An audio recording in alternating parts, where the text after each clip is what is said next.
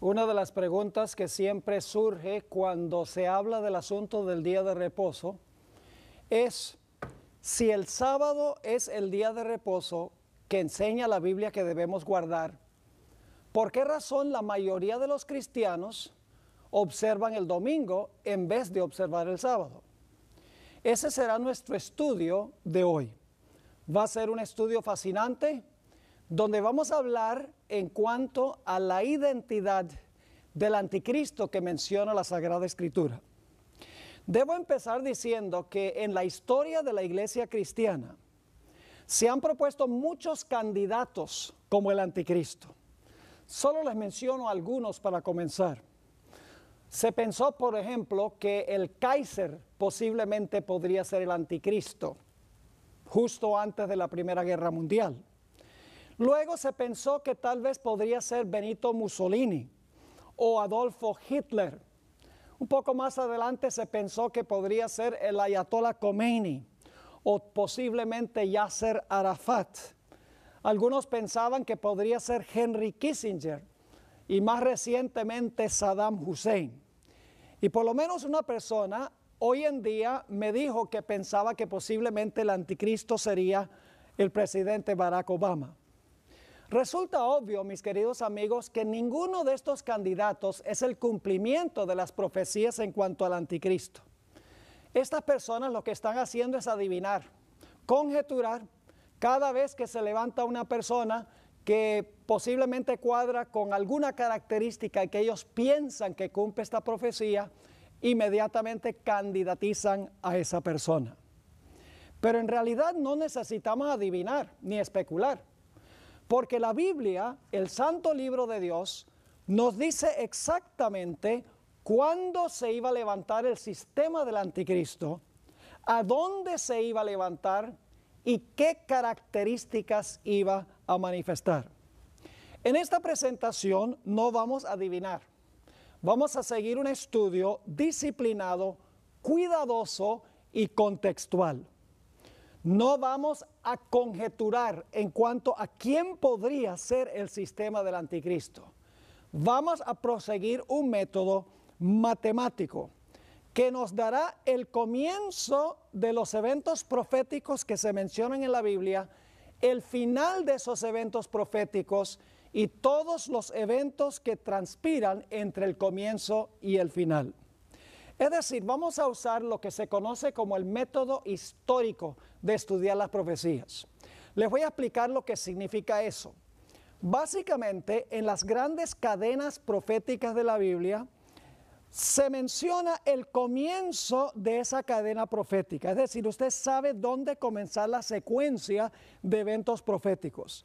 Y luego, esa profecía en cadena demuestra varios pasos a través de la historia y siempre culminan con el establecimiento del reino de Cristo Jesús.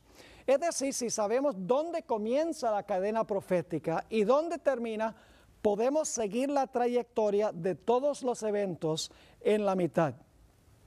Estaremos estudiando en esta presentación un sistema que la Biblia presenta como el anticristo. No estamos hablando de los individuos que se encuentran dentro de ese sistema. Les voy a implorar que por favor tengan una mente abierta ante lo que vamos a presentar. Examinen y evalúen la evidencia y luego decidan si la evidencia en realidad identifica el sistema del cual vamos a hablar en nuestra presentación. Quiero repetir nuevamente que no vamos a criticar a individuos o personas, porque en realidad, mis queridos amigos, el anticristo no es una persona, el anticristo es un sistema. Ahora, dentro de ese sistema hay muchos cristianos sinceros que aman a Dios, que en realidad sirven a Dios lo mejor que pueden de acuerdo al conocimiento que tienen. Y claro, cuando esas personas escuchan la evidencia que vamos a estudiar, van a decir, no puedo permanecer dentro de este sistema, porque en realidad mi corazón está con el Señor. Así que por favor no se sientan aludidos personalmente. No estoy hablando de usted como persona. Vamos a tratar sistemas que mencionan las profecías bíblicas. Ahora necesito mencionar un último punto antes que comencemos a estudiar la cadena profética. Y es que en las profecías estamos tratando con símbolos. Y los símbolos no se pueden tomar literalmente. El símbolo ilustra una gran verdad que es mucho mayor que el mero símbolo. En unos momentos vamos a ver cómo interpretar los símbolos de las profecías, pero no podemos tomar literalmente lo que las profecías dicen porque está hablando en lenguaje simbólico. Por ejemplo, las profecías hablan de bestias. Bueno, esas bestias en realidad no son bestias de la vida real. Las bestias vamos a encontrar que representan en realidad naciones, representan imperios. Es decir, los símbolos representan algo mucho mayor. Ahora, la profecía que vamos a estudiar hoy es la de Daniel, el capítulo 7. Y un poco más adelante vamos a estudiar la profecía paralela de Apocalipsis, el capítulo 13. Vamos a empezar entonces nuestro estudio en el libro de Daniel, el capítulo 7, y vamos a leer el versículo 1 y el versículo 2. Dice allí: en el primer año de Belsasar, rey de Babilonia, tuvo Daniel un sueño y visiones de su cabeza mientras estaba en su lecho. Esto es lo que se llama un sueño profético. No es como los sueños nuestros que tal vez soñamos porque comimos mucha pizza el día anterior. En realidad este es un sueño profético inspirado por el Espíritu Santo. Sigue diciendo: luego escribió el sueño. Daniel escribió el sueño y relató lo principal del asunto. Daniel dijo: miraba yo en mi visión de noche, y he aquí que los 4 vientos del cielo combatían en el gran mar. Ahora, no tomen literalmente eso, que los vientos están combatiendo el mar, porque en la Biblia vientos son simbólicos y el mar también es simbólico. Vamos a ver lo que representa el mar según la Sagrada Escritura. Encontramos en Isaías 17 y el versículo 12 lo que representa el símbolo de las aguas del mar. Dice allí en Isaías 17 y el versículo 12: hay multitud de muchos pueblos que harán ruido como estruendo del mar.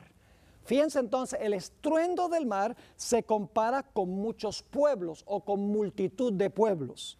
Y luego la segunda parte del versículo amplía este pensamiento cuando dice: y murmullo de naciones que harán alboroto como bramido de muchas aguas. Así que el murmullo de las naciones se compara con el bramido de muchas aguas. Es decir, cuando encontramos en las profecías mar o aguas, significa que representan naciones o pueblos. Y cuando los vientos están combatiendo sobre el mar, hay olas grandes, significa que estas naciones se están levantando en medio de guerras, se están levantando en medio de conflictos. Así que ustedes pueden imaginarse, aquí a Daniel está soñando esto y ve el mar y ve los vientos combatiendo contra el mar. Es decir, las naciones están en guerra, tratando una de sobreponerse a la otra. Y luego vamos a ver lo que vio Daniel salir de en medio del mar. En Daniel 7 y el versículo 3 nos dice: y 4 bestias grandes, diferentes la una de la otra, subían del mar. Es decir, el mar está combatiendo con los vientos, las naciones están en son de guerra y se levantan de allí 4 bestias, cada una diferente a la otra, una bestia después de otra. Ahora preguntamos, ¿qué representan las 4 bestias? No estamos hablando de bestias literales porque en el mundo real no existe un león con 2 alas. En la vida real no existe un leopardo que tiene 4 cabezas y 4 alas. Todo esto es simbólico, todo esto enseña una realidad más grande que lo literal. ¿Qué representan estas bestias? Bueno, no tenemos que adivinar, porque el mismo capítulo 7 nos lo explica. En Daniel 7 y el versículo 17, el mismo capítulo nos dice qué representan las bestias. Dice, estas 4 grandes bestias son 4 reyes que se levantarán en la tierra. Ahora vamos a encontrar en Daniel 7 que reyes y reinos se usan en forma intercambiable porque un rey siempre tiene un reino. Así que las 4 bestias representan 4 reinos que son gobernados lógicamente por reyes. Ahora, no debe sernos extraño que se usen bestias para representar naciones, porque hay muchas naciones hoy en día que tienen su mascota, por así decirlo. Por ejemplo, los Estados Unidos tienen el águila como su símbolo nacional. Rusia en su bandera tiene oso como su bandera nacional. Si van a Inglaterra, van a encontrar en la bandera de Inglaterra un león. Y la China se representa por un dragón. Es decir, que no debe sorprendernos que bíblicamente las bestias se usen para simbolizar una nación. Así que las 4 bestias representan 4 naciones consecutivas que se levantan en medio del combate y las guerras del mundo antiguo. Ahora vamos a ver cuáles eran esas 4 bestias. La primera bestia se menciona en Daniel 7 y el versículo 4. Dice aquí Daniel, la primera era como león y tenía alas de águila.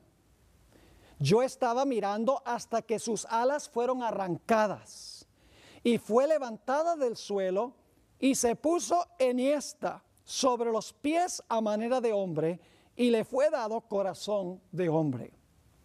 La pregunta clave es, ¿qué representa el león? No cabe duda que el león representa el reino en el cual vivía Daniel. Daniel vivía en el reino de Babilonia. No es coincidencia que cuando Nabucodonosor construyó la ciudad de Babilonia, en muchas de las entradas principales, Nabucodonosor colocó esfinges de leones. Y la Biblia explícitamente en Jeremías 51 y el versículo 38 se refiere a Babilonia como un león. Es decir, la Biblia misma compara a Babilonia con un león.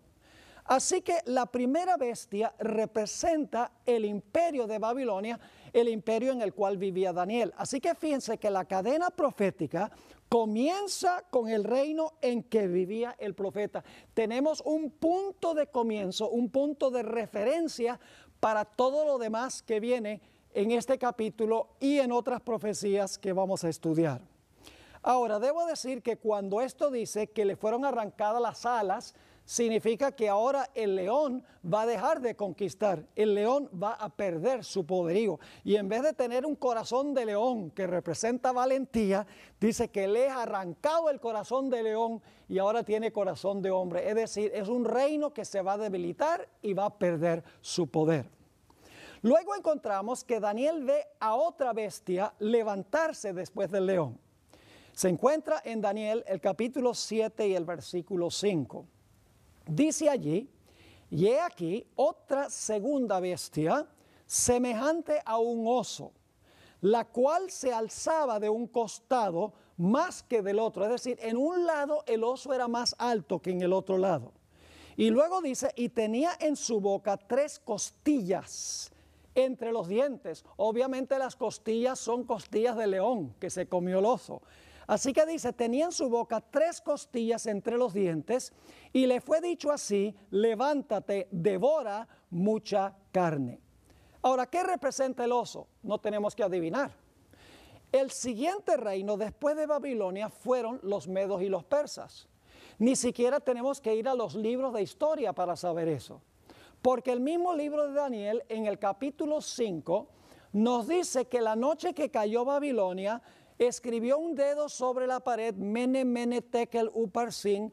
Dios dijo, el reino de Babilonia iba a ser rematado y entregado a los medos y a los persas. Ahora, la razón por la cual el león estaba más alto en un lado que en otro es porque finalmente los persas tomaron la predominancia en esta unión entre los medos y los persas.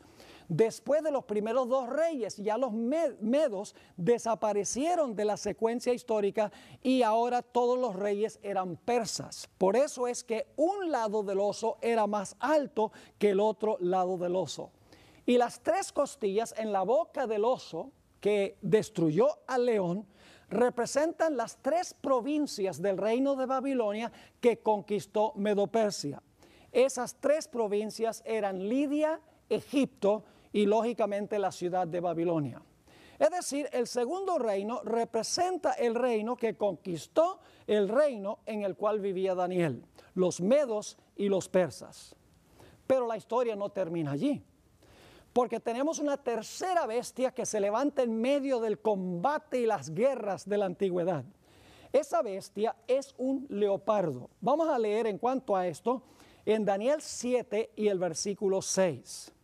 Dice, después de esto miré, y he aquí otra, semejante a un leopardo, con 4 alas de ave en sus espaldas. Tenía también esta bestia 4 cabezas, y le fue dado dominio. Tenemos varios símbolos aquí en este versículo. Tenemos en primer lugar un leopardo. Ustedes saben que el leopardo es un animal muy veloz. Pero fíjense que este leopardo, a pesar de que es veloz, tiene 4 alas que hacen que sea más veloz todavía, porque vuela como un ave. Es decir, este es un reino que iba a conquistar rápidamente. Ahora, ¿qué reino representa este leopardo? No tenemos que adivinar, porque la Biblia misma nos dice cuál era el tercer reino. En Daniel el capítulo 8 se usa otra bestia para representar lo mismo que el leopardo. Allí se habla de un carnero. Y la Biblia dice que ese carnero tenía 2 cuernos y entonces dominó por un tiempo y luego viene un macho cabrío y ese macho cabrío tiene un cuerno notable que representa a Alejandro Magno, el primer rey de Grecia. Y dice que el macho cabrío vino y atacó al carnero, rompió sus cuernos y entonces ahora ese macho cabrío llegó a dominar el mundo. En Daniel 8 y el versículo 20 nos dice qué es lo que representa ese macho cabrío con el cuerno notable. Dice, el cuerno notable es su primer rey, Alejandro Magno. Y dice también allí que ese macho cabrío no tocaba la tierra, es decir, volaba sobre la tierra, igual que las alas que se encontraban sobre las espaldas del leopardo. Es decir, que claramente según la Biblia, en Daniel 8:20 dice que el reino que representa el macho cabrío es Grecia.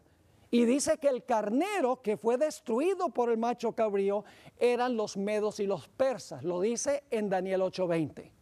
Es decir, ni siquiera tenemos que ir a los libros de historia para saber quiénes son los primeros 3 reinos. Los primeros 3 reinos son Babilonia, donde comienza la visión en los días del profeta Daniel. Luego entonces el segundo reino son los medos y los persas que conquistan a Babilonia. El tercer reino es el reino griego, su primer rey. Ahora ustedes dirán, ¿pero qué significan las 4 cabezas que tiene el leopardo? No tenemos que adivinar.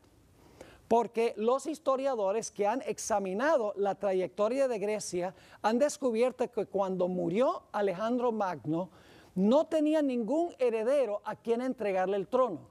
Y por lo tanto su imperio se dividió en 4 partes, exactamente como lo dijo la profecía. Esas 4 partes eran los antigónidos, los ptolomeos, los seleucidas y los atalidos. La historia demuestra que como Alejandro Magno no tenía ningún heredero, estos reinos fueron gobernados por diferentes generales que habían dirigido las tropas de Alejandro Magno. Ahora, un detalle más que quiero mencionar, y es que según los historiadores, Alejandro Magno conquistó todo el mundo conocido en tan solo 9 años. Cuando tenía 31 años había conquistado todo el mundo conocido en aquella época con una velocidad que no se ha conocido desde ese entonces. Por eso es que Grecia se representa por un leopardo que tiene alas, y en el capítulo 8 se representa por un macho cabrío que está volando tan rápido que ni siquiera está tocando la tierra. Es decir, la tercera bestia cumplió exactamente la profecía, como lo dice Daniel el capítulo 7. Pero la tercera bestia no es la última. Hay una cuarta bestia. Se menciona en Daniel 7 y el versículo 7. Dice allí: después de esto miraba yo en las visiones de la noche, y he aquí la cuarta bestia, espantosa y terrible, y en gran manera fuerte, la cual tenía unos dientes grandes de hierro, devoraba y desmenuzaba, y las sobras hollaba con sus pies, y era muy diferente de todas las bestias que vi antes de ella, y tenía 10 cuernos. Ahora, fíjense entonces que tenemos una cuarta bestia. Es la más terrible de todas las 4 bestias. Dice aquí que devoraba, desmenuzaba, hollaba las sobras con sus pies. Mejor dicho, acababa con todo lo que conseguía en su camino. Tenía unos grandes dientes de hierro. Y dice que esta bestia espantosa y terrible, que en realidad es un dragón, tenía sobre su cabeza 10 cuernos. Pero la visión no termina allí. La Biblia nos dice que inmediatamente después de Daniel ver este dragón con 10 cuernos en la cabeza, transpira otro evento. Dice en Daniel 7 y el versículo 8, el siguiente versículo, lo siguiente: mientras yo contemplaba los cuernos, he aquí que otro cuerno pequeño salía entre ellos. Es decir, sale un cuerno pequeño entre los 10. Delante de él fueron arrancados 3 cuernos de los primeros. Ahora visualicen esto.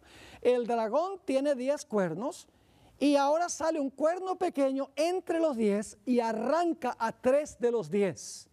Y luego sigue diciendo: y he aquí que este cuerno tenía ojos como de hombre y una boca que hablaba grandes cosas.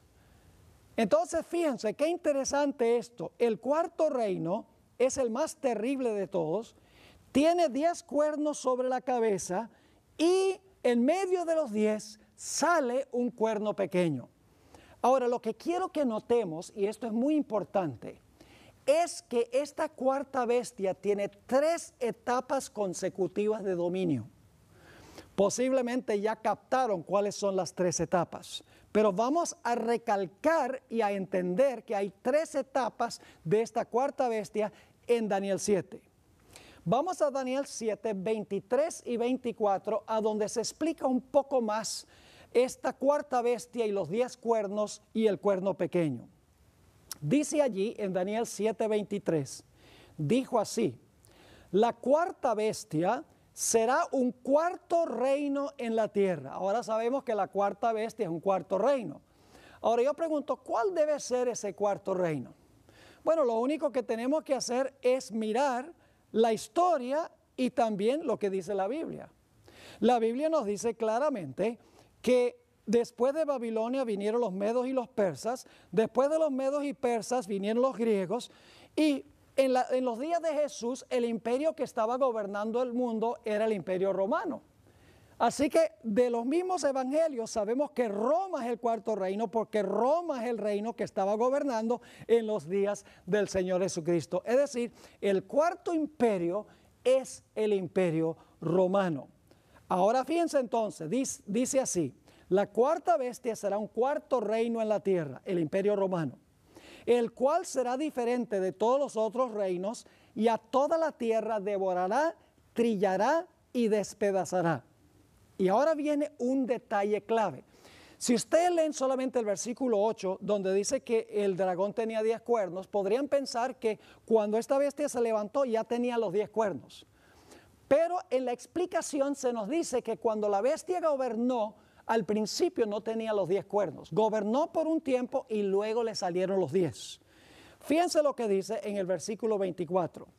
Y los 10 cuernos significan que de aquel reino se levantarán 10 reyes o reinos. Ahora fíjense, para poderse levantar de aquel reino, para levantarse del cuarto reino, el cuarto reino ya tenía que existir. Es decir, la primera etapa es la cuarta bestia gobernando por un tiempo sola. Es el Imperio Romano unido, sin divisiones. Después de un tiempo, dice que de ese reino romano, entonces le salen 10 cuernos, que dicho sea de paso, representan las divisiones del Imperio Romano, porque el Imperio Romano, como resultado de las invasiones de las tribus bárbaras del norte del imperio, el imperio se dividió en 10 segmentos, en 10 partes. Y hoy en día los países europeos son el resultado o el fruto de las invasiones de las tribus bárbaras que se parcelaron el Imperio Romano. Es decir, el Imperio Romano todavía existía, pero existía en un estado dividido en 10 reinos. Así que dice en el versículo 24, y los 10 cuernos significan que de aquel reino se levantarán 10 reyes o reinos, y ahora fíjense, y tras ellos, tras los 10, es decir, después de los 10, se levantará otro, el cual será diferente de los primeros, y a 3 reyes derribará. Así que fíjense cuáles son las 3 etapas de la cuarta bestia. La cuarta bestia gobernando sola, el Imperio Romano unido sin divisiones. Luego de la cabeza de ese cuarto reino, después de un tiempo, le salen 10 cuernos. Se divide ese reino en 10. Y luego cuando están completos los 10 reinos en que se divide ese imperio, se levanta un cuerno pequeño que arranca 3 y gobierna sobre el resto. Ojalá que les haya quedado clara esta secuencia porque es muy importante. Ahora necesitamos hablar un poco de las características del cuerno pequeño, porque ese es el poder que nos interesa especialmente identificar. Porque todos los eruditos que yo conozco, no importa cuál sea su énfasis o su creencia de las profecías, están de acuerdo que el cuerno pequeño representa el anticristo. Algunas personas dicen que el cuerno pequeño representa una persona que es el anticristo. Otros creen que el cuerno pequeño representa un sistema que es el anticristo. Pero todos concuerdan que el cuerno pequeño es un símbolo del anticristo, ya sea una persona o un sistema. Ahora vamos a analizar algunas cosas en cuanto al cuerno pequeño. Quiero leer Daniel 7 y el versículo 25 que nos da algunas características y luego vamos a dar una lista de 7 características. Dice en Daniel 7:25 que cuando se levanta el cuerno pequeño, hablará palabras contra el Altísimo. En el libro de Apocalipsis vamos a encontrar que dice que hablaría blasfemias contra el Altísimo. Así que la primera característica, hablará palabras o blasfemias contra el Altísimo. Luego dice, y a los santos del Altísimo quebrantará. Iba a perseguir a los fieles de Dios. Y luego viene una característica muy importante, dice, pensará en cambiar los tiempos y la ley. Es decir, iba a tener la audacia de pensar que podía inclusive cambiar la santa ley de Dios. Y luego nos dice por cuánto tiempo iba a gobernar ese cuerno pequeño después de levantarse. Dice, y serán entregados en su mano hasta tiempo y tiempos y medio tiempo. Ahora, les voy a dar la lista de 7 características. Acabamos de leer 4 de ellas, pero ahora vamos a resumir las 7 características. Número 1. El cuerno pequeño se levanta después que están completos los 10. Es decir, que el cuerno pequeño se levanta después que el Imperio Romano se dividió en 10 reinos. No durante el tiempo que el Imperio Romano está gobernando solo, sino el Imperio Romano gobierna, se divide en 10 reinos y cuando están completos los 10 reinos, se levanta en medio de los 10 el cuerno pequeño. Es decir, el cuerno pequeño se levanta después de la división del Imperio Romano. La segunda característica es más específica. el cuerno pequeño tiene que ser romano. Y ustedes dicen, pero ¿por qué tiene que ser el cuerno pequeño romano? Es muy sencillo. Porque el cuerno pequeño sale de la cabeza de la cuarta bestia, que es Roma. Si la cuarta bestia es Roma y el cuerno pequeño sale de la cabeza de la cuarta bestia, significa que en algún sentido el cuerno pequeño tiene que estar relacionado con Roma. Es decir, el cuerno pequeño de alguna manera es Roma. La tercera característica es que el cuerno pequeño, cuando se levanta, arranca 3 de los 10 cuernos, y la Biblia dice que los arrancó de raíz. Es decir, que una vez que los arrancó de raíz, esos reinos ya no existen más, porque cuando usted desarraiga un árbol de raíz, ahí se terminó. La tercera característica entonces es que el cuerno pequeño desarraiga o arranca de raíz a 3 de los 10 reinos. La cuarta característica ya la vimos, está en Daniel 7:25, dice que iba a hablar grandes palabras y blasfemias contra el Altísimo. La quinta característica es que persigue a los santos del Altísimo. La sexta característica es que piensa que puede cambiar inclusive la santa ley de Dios. Y la última característica que vamos a analizar, en realidad tengo 15, pero solamente voy a presentar 7 por la premura del tiempo. La última característica es que este cuerno pequeño gobierna por tiempo, tiempos y la mitad de un tiempo. Y claro, se preguntarán muchos, ¿qué significa eso? Tiempo, tiempos, la mitad de un tiempo. Eso lo vamos a especificar cuando analicemos el cumplimiento de estas características. Ahora, lo que les voy a decir a continuación posiblemente sorprenda a algunos. Otras personas donde he presentado esto se han enojado. Otras personas han expresado sorpresa. Otras personas siguen escuchando y dicen, yo quiero escuchar más para saber si esto es verdad, para compararlo con la historia y con la Biblia. Pero tengo que compartir con ustedes cuál es el sistema que cumple todas estas características. El propósito no es ofender a nadie. Espero que no apaguen el DVD player, porque es importante que escuchen todo el cumplimiento de las características antes de tomar una decisión. Recuerden que estamos hablando de un sistema, no estamos hablando de individuos en ese sistema. En el sistema hay millones de personas que aman de todo corazón a Dios. Les sirven con toda su alma y no conocen nada de lo que yo estoy compartiendo en esta presentación. Así que mi propósito no es ofender a nadie. No es que quiero que alguien se enoje conmigo. Voy a ser lo más cortés y lo más amable que yo pueda en decir esto. Les voy a decir qué sistema representa esto y luego vamos a analizar cada una de las características.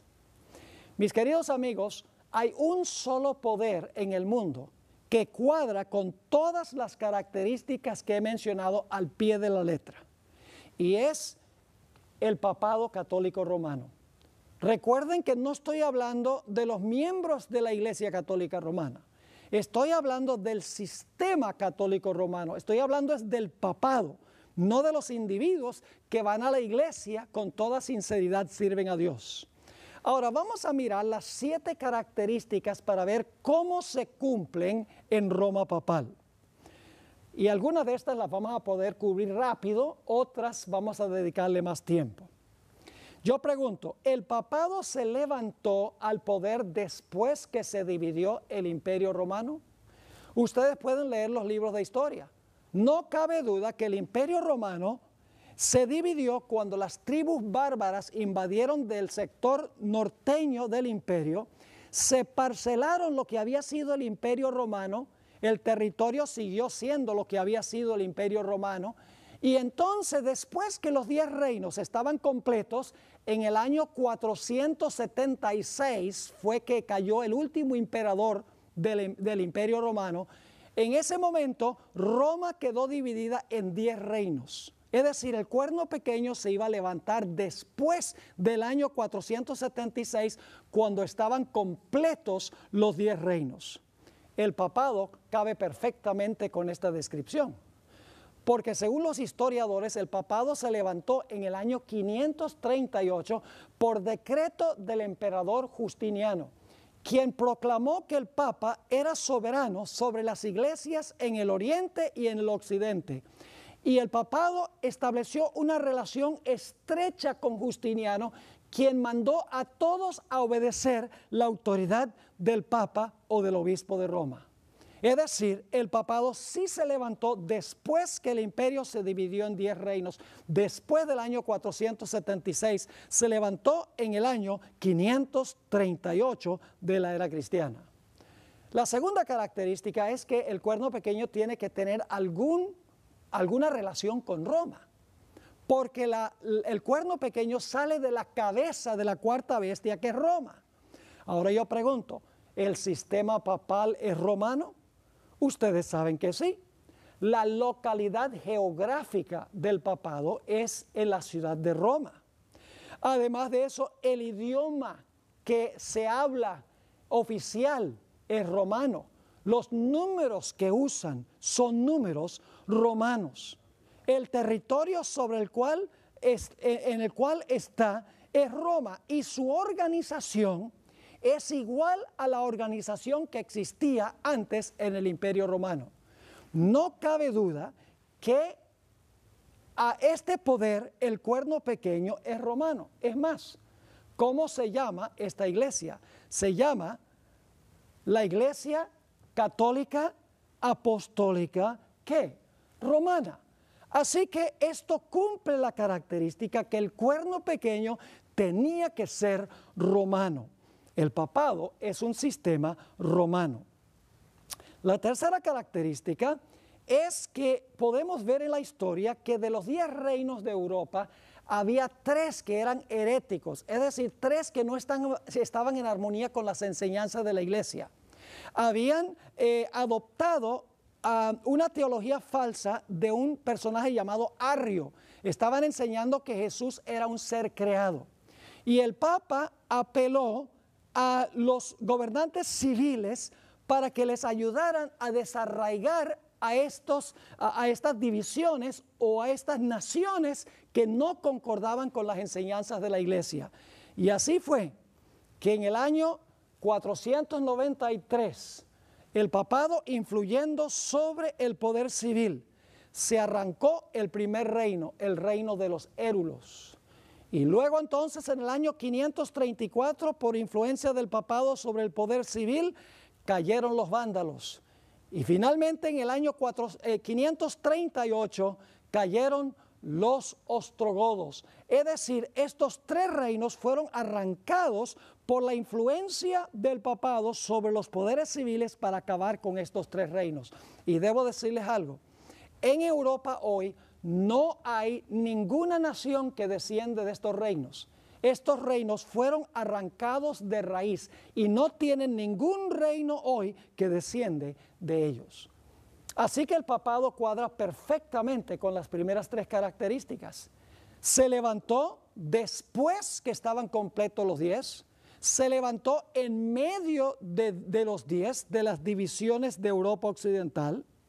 Además de eso, es un poder romano, y también arrancó a 3 de los 10 cuernos que tenía la cabeza del dragón. Pero notemos ahora las últimas 4 características que se mencionan en Daniel 7 y el versículo 25. Dice que este cuerno pequeño hablaría blasfemias contra el Altísimo. Alguno podría decir, uy, pero la iglesia romana no habla blasfemias contra Dios. El problema, mis queridos amigos, es que tenemos que entender la definición bíblica de la blasfemia. Hoy en día, cuando se dice que alguien es blasfemo, la gente piensa que se refiere a un ateo que alza la mano y desafía a Dios y dice, muéstrame si tú existes o no. Es decir, un blasfemo, según se concibe, es una persona irreverente que desafía a Dios. Pero esa no es la definición de la Biblia. Recuerden que la Biblia dice que el cuerno pequeño iba a hablar blasfemias. Así que hay que permitir que la Biblia nos explique qué es blasfemia. Ahora, según la Biblia, ¿qué es blasfemia? Bueno, quiero ir a Marcos el capítulo 2 y el versículo 7. Aquí el Señor Jesucristo le había perdonado los pecados a un paralítico. Y los dirigentes religiosos se enojaron mucho. Y quiero que noten lo que dijeron los líderes religiosos en cuanto a Jesús. ¿Por qué habla este así? Blasfemias, dice.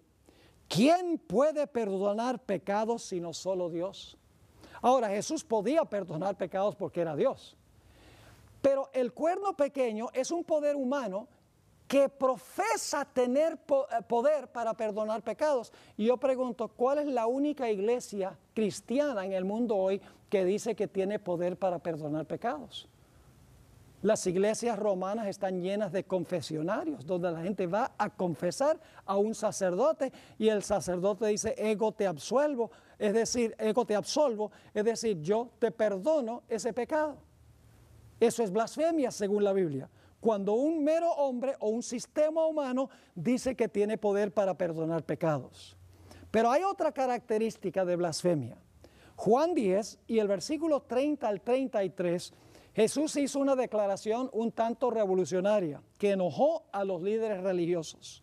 Dijo Jesús, yo y el Padre uno somos. Entonces los judíos volvieron a tomar piedras para apedrearle.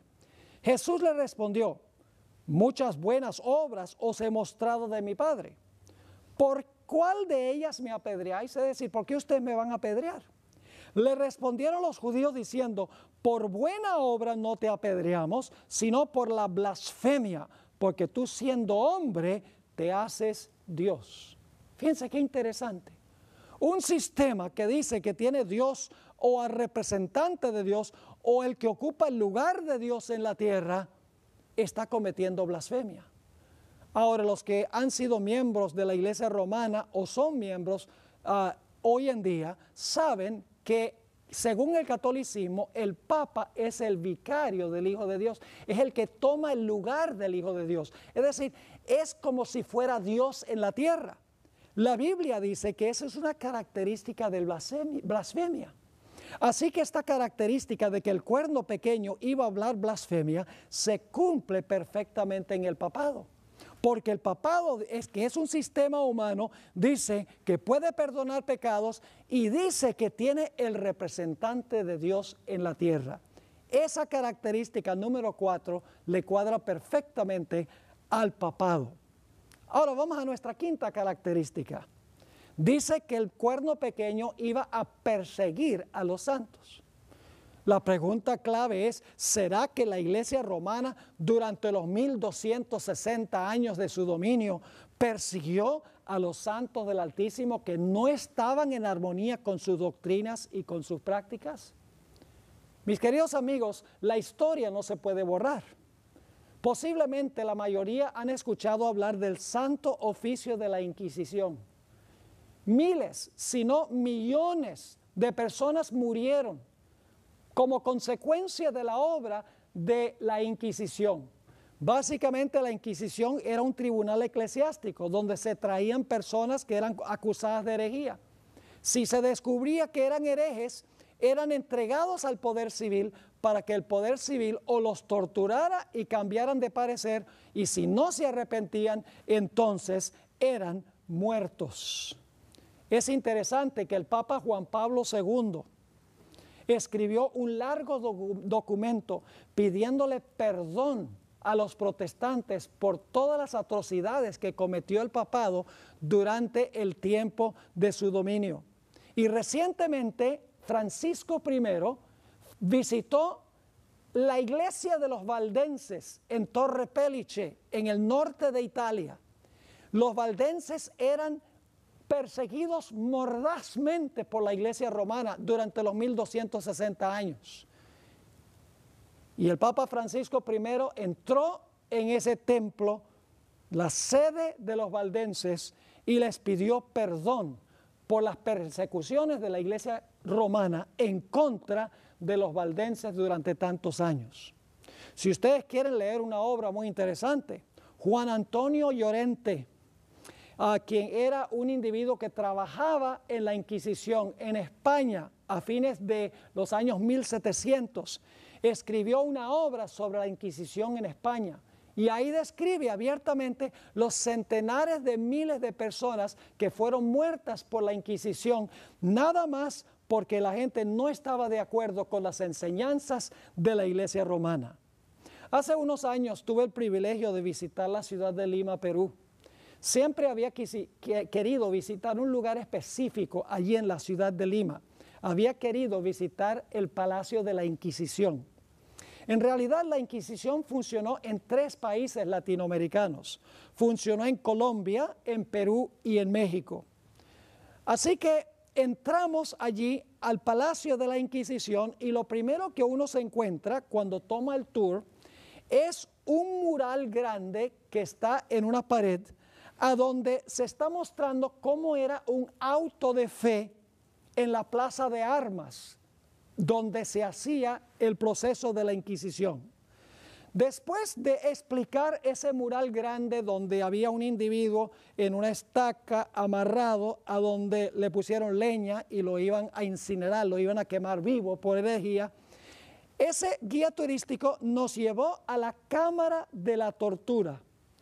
Y me maravillé de la forma como el guía turístico sencillamente empezó a describir cómo la Inquisición, la Iglesia, trataba a las personas que no estaban en armonía con las prácticas y con las enseñanzas de la Iglesia.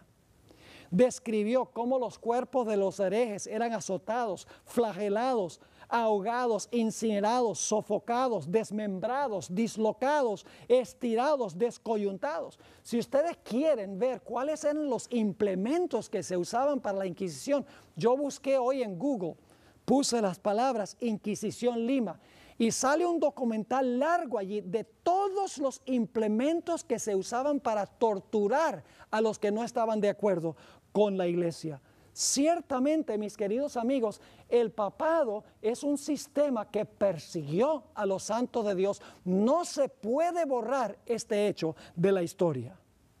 La característica número 6 es que el papado, el cuerno pequeño, iba a pensar que podía cambiar la santa ley de Dios. Quiero leerles una cita que se encuentra en una enciclopedia muy famosa de la Iglesia Católica. El autor es Lucius Ferraris, el nombre del comentario es Prompta Biblioteca, tiene 8 volúmenes y en el tomo 2, en el artículo Papa, aparecen las siguientes palabras.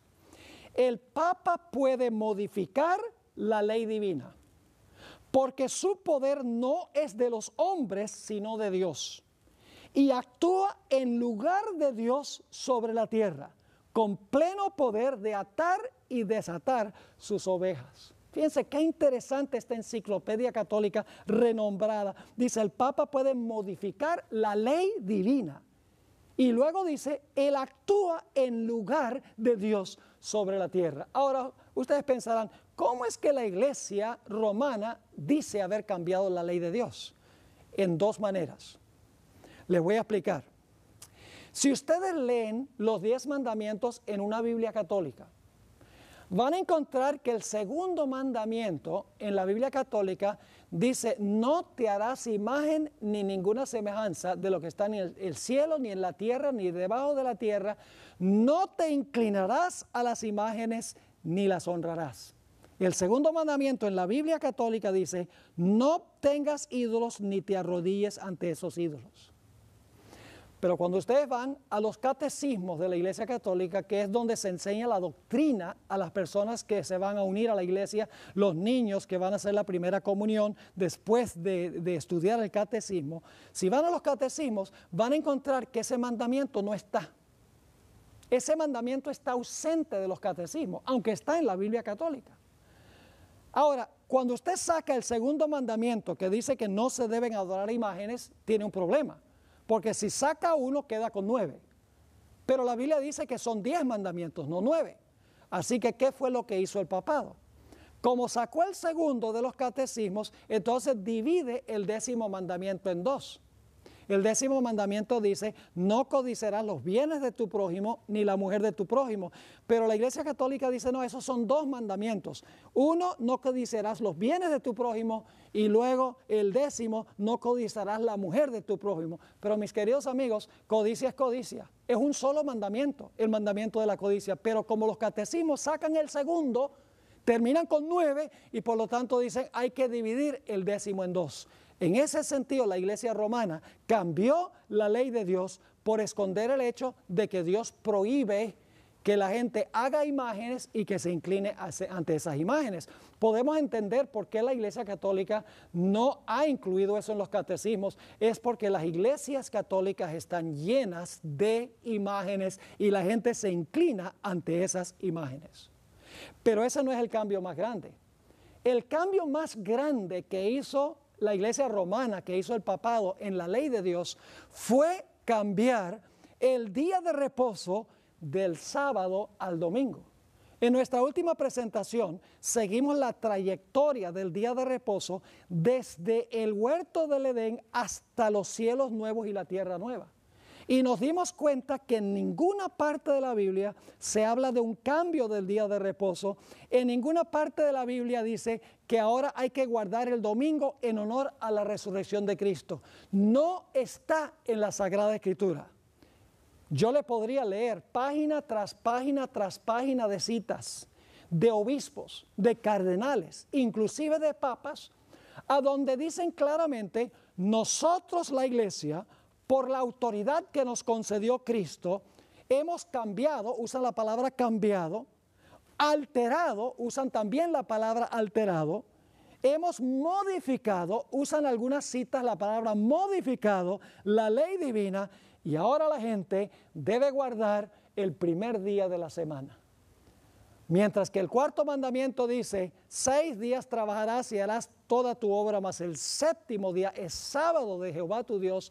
La Iglesia romana dice, no, el sábado no es el día de reposo, el día de reposo es el primero, es el domingo. Es un cambio audaz en la santa ley de Dios. La última característica que queremos tratar es el tiempo que gobernó el cuerno pequeño.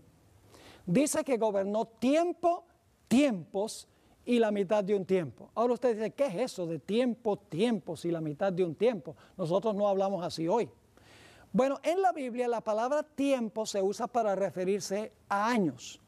Por ejemplo, en Daniel el capítulo 4, el rey Nabucodonosor dice que enloqueció por 7 tiempos. Pensaba que era un animal por 7 tiempos. Quiere decir que 7 años pasaron con la locura de Nabucodonosor. Es decir, la palabra tiempo significa año. Tiempo es un año. Tiempos, que es el dual en hebreo, cuando no tiene un número calificativo y usa tiempos en plural, significa 2. Tiempo 1, tiempos 2 son 3, más medio tiempo, medio año, son 3 años y medio. Tiempo, tiempos y la mitad de un tiempo son 3 años y medio. Ahora, en la Biblia, el año bíblico tiene 360 días. Entonces lo que tenemos que hacer para saber cuántos días tienen 3 años y medio, lo que tenemos que hacer es multiplicar 3 años y medio por 360 días cada uno de esos años. Y lo que sucede es cuando multiplicamos 3 y medio por 360 días cada uno de esos años, el resultado son 1260 días que hay en 3 años y medio. Pero ahora escuchen bien, en las profecías, el tiempo no es literal, el tiempo es simbólico, como todo lo demás es simbólico, también los años son simbólicos, lo cual significa que 1260 días no son días literales, sino que son 1260 años. Es decir, el papado iba a gobernar desde que se levantó en el año 538 por un periodo de 1260 años. 3 años y medio multiplicado por 360 días cada uno de esos años da 1260 días, pero en las profecías días equivalen a años. surge la pregunta, ¿será que el papado gobernó exactamente por 1260 años? Es extraordinario, ustedes pueden mirar los libros de historia. Se levantó en el año 538 con el decreto del emperador Justiniano. 1260 años más tarde, en 1798, el general Berthier, general de las tropas de Napoleón Bonaparte, entró en el Vaticano. Fue a la Capilla Sistina, a donde el Papa Pío VI estaba celebrando el aniversario de su coronación. Lo bajó del trono papal, le quitó la triple corona, la tiara, le quitó los anillos de los dedos, le quitó su bastón pastoral y le dijo, tu poder ha concluido. Y se lo llevaron prisionero y murió en exilio en 1799 en Francia. Es muy interesante este evento y vamos a analizar un poquito más de esto en el próximo segmento que vamos a estudiar, que es Apocalipsis, el capítulo 13. Así que todas las características cuadran perfectamente y se cumplen perfectamente en el papado. En primer lugar, el papado se levantó después que estaban los 10. Segundo lugar, es un poder romano. En tercer lugar, arrancó 3 reinos. En cuarto lugar, dice poder perdonar pecados y que tiene el representante de Dios en la tierra. En quinto lugar, persiguió a los santos del Altísimo.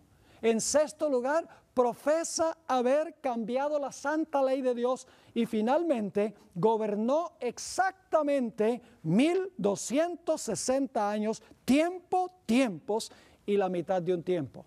Las características no mienten. Ahora, ojalá yo pudiera decirles algo diferente, porque yo sé que algunos a lo mejor se van a ofender. No es mi propósito ofenderles. Es mi propósito informarles, llevarles a estudiar y a analizar estas cosas por ustedes mismos para ver si la historia corrobora lo que yo estoy compartiendo. Ahora necesitamos ir a Apocalipsis 13, que es una profecía paralela a esta profecía que acabamos de mirar.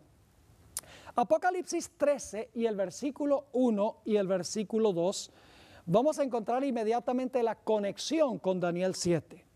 Dice allí en Apocalipsis 13, 1 y 2, aquí está hablando ya Juan el apóstol, me paré sobre la arena del mar y vi subir del mar a una bestia que tenía 7 cabezas y 10 cuernos, y en sus cuernos 10 diademas, y sobre sus cabezas un nombre blasfemo.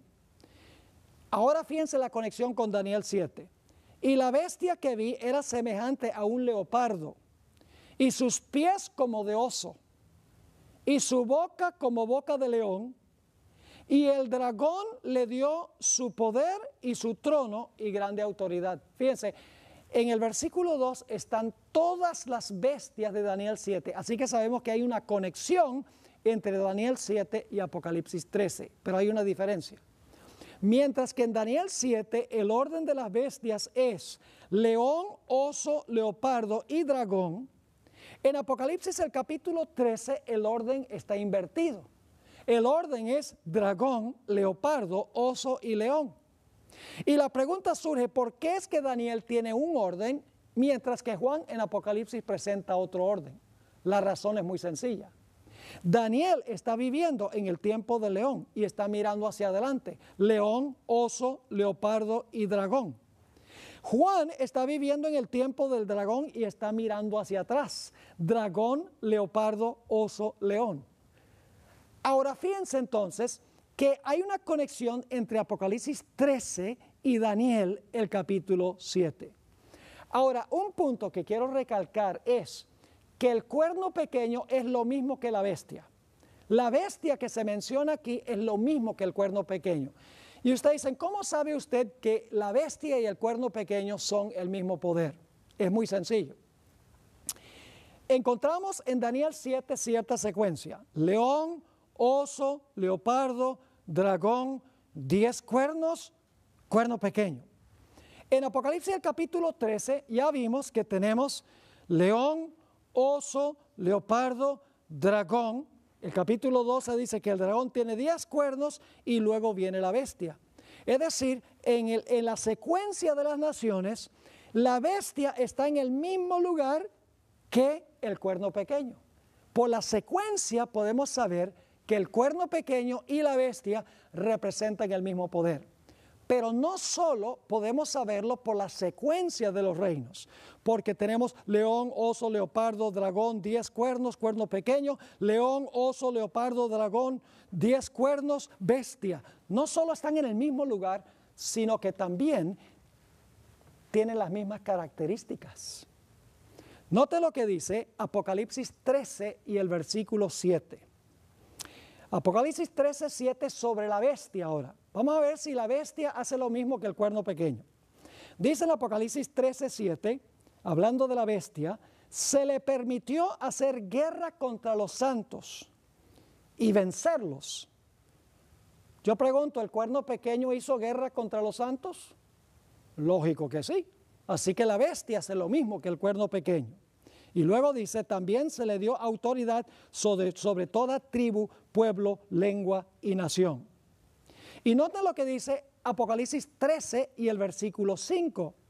Dice, también a la bestia se le dio boca que hablaba grandes cosas y blasfemias. Fíjense, la bestia habla blasfemias igual que el cuerno pequeño. Y luego dice, también se le dio boca que hablaba grandes cosas y blasfemias, y se le dio autoridad para actuar 42 meses. Y, entonces el tiempo ya es diferente con la bestia que con el cuerno pequeño. Pues el cuerno pequeño fue tiempo es la mitad de un tiempo, ahora dice 42 meses, entonces no puede ser lo mismo. Es exactamente lo mismo, solo se expresa de una forma distinta. Vamos a sacar la cuenta. 3 años y medio multiplicado por 360 días cada año da 1260. Ahora, si el año bíblico tiene 360 días, ¿cuántos días tiene el mes bíblico? Eso es una operación matemática fácil. Si el año bíblico tiene 360 días, el mes bíblico tiene 30 días. Así que lo único que tenemos que hacer es multiplicar 42 meses que gobierna la bestia, 42 meses, y lo multiplicamos por 30 días cada uno de esos meses. Ahora, si ustedes multiplican 42 meses por 30 días cada mes, el resultado son 1260. Es el mismo periodo. Así que el cuerno pequeño es lo mismo que la bestia. Y hay una razón por la cual estoy recalcando y enfatizando ese punto. Ustedes se van a dar cuenta por qué razón. La razón, mis queridos amigos, es que Apocalipsis 13 le añade una última etapa a esta cuarta bestia, que no se encuentra explícitamente en Daniel 7. Vamos a Apocalipsis, el capítulo 13 y el versículo 10, y vamos a encontrar que cuando terminan los 1260 años del cuerno pequeño o de la bestia, algo sucede con la bestia. Dice allí en Apocalipsis 13 y el versículo 10, si alguno lleva en cautividad, va en cautividad. ¿Sí? El cuerno pequeño y la bestia llevaba cautivo a la gente, dice, este sistema ahora va a ir cautivo. Y luego dice, si alguno mata a espada debe ser muerto. Aquí está la paciencia y la fe de los santos. Es decir, la bestia iba a gobernar 1260 años y al final de los 1260 años iba a recibir una herida de la espada. Ahora ustedes dicen, bueno, pero ¿qué representa la espada?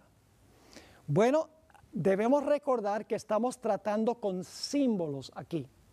La espada no es una espada literal, la espada representa algo. Ahora, en el Nuevo Testamento se mencionan 2 diferentes espadas. La primera espada es la que le da Dios a la iglesia. La iglesia tiene su espada. En Efesios el capítulo 6 y el versículo 17, Efesios 6, 17 dice, y tomad el yelmo de la salvación y la espada del Espíritu, que es la palabra de Dios. ¿Cuál es la espada que Dios le dio a la iglesia? Su palabra. ¿Y cómo usa la iglesia la espada o la palabra de Dios? La estoy usando ahora. La usa cuando uno predica la palabra de Dios.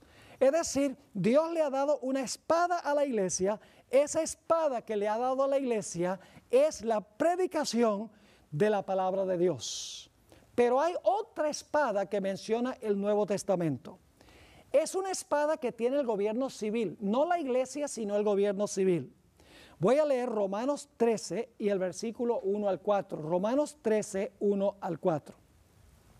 Dice aquí el apóstol San Pablo, y recuerden que el imperio que está gobernando en sus días es el imperio romano: sométase toda persona a las autoridades superiores. Está hablando del gobierno. Porque no hay autoridad, es decir, no hay autoridad civil, sino de parte de Dios. Y las que hay por Dios han sido establecidas. De modo que quien se opone a la autoridad, es decir, el que se opone al poder civil, a lo establecido por Dios resiste. Y los que resisten acarrean condenación para sí mismos. Porque los magistrados, ahora fíjese, estos son gobernantes, porque los magistrados no están para infundir temor al que hace el bien, sino al malo. ¿Quieres pues no temer a la autoridad? Es decir, ¿no quieres tenerle miedo al gobierno, al poder civil? Haz lo bueno y tendrás alabanza de ella. Y ahora viene el versículo clave. Porque es servidor de Dios para tu bien. Pero si haces lo malo, teme, porque no en vano lleva la espada. Noten, el poder civil o las autoridades superiores o los magistrados llevan ¿qué cosa? La espada, pues es servidor de Dios, vengador para castigar al que hace lo malo. Es decir, la iglesia tiene su espada, que es la predicación de la palabra de Dios, y el poder civil tiene su espada, que es para castigar a los que violan la ley civil. Yo pregunto, ¿el poder civil tiene derecho de castigar a una persona que mata? Claro que sí. Usa la espada para mandar a la persona a la cárcel o en algunos países para ejecutar el decreto de muerte. Yo pregunto, ¿el poder civil tiene derecho de castigar con la espada, por así decirlo, a aquellas personas que roban? Lógico que sí. ¿El poder civil tiene derecho de castigar a personas que abusan de sus padres? Lógicamente que sí. ¿El gobierno tiene derecho de castigar a personas que hablan falso testimonio contra otros? Sí, lo puede uno llevar al tribunal. Es decir, la espada que Dios le dio al poder civil es para castigar violaciones del Código Civil para preservar el orden social. Pero Dios no le dio al poder civil la espada de la iglesia, que es la palabra de Dios.